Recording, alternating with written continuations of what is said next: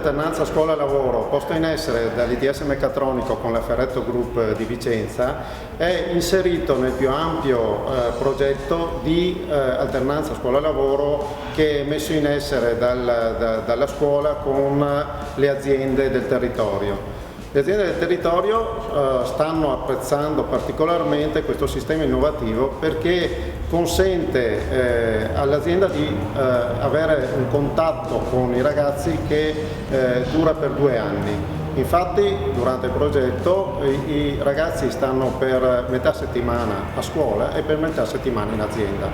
Nel caso in oggetto i ragazzi sono stati inseriti in un progetto di sviluppo industriale riguardante dei magazzini verticali. I risultati sono ottimi.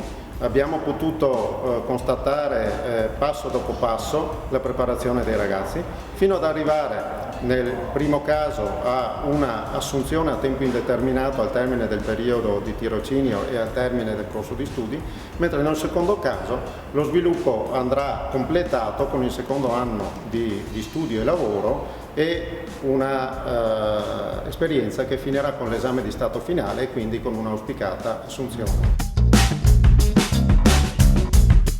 Per noi della Ferretto Group l'alternanza scuola-lavoro è stata la scoperta di uno strumento straordinario.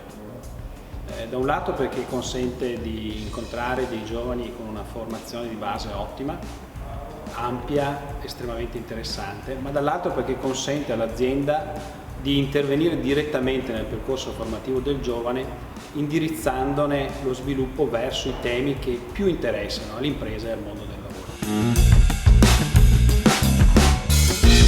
La cosa più bella di questa esperienza è stato il fatto di poter inserirsi nel mondo del lavoro e lavorando insieme appunto ad un gruppo di persone che comunque ci aiuta a crescere e continuare allo stesso tempo a studiare, quindi a sviluppare la nostra cultura nel mondo lavorativo e tecnico.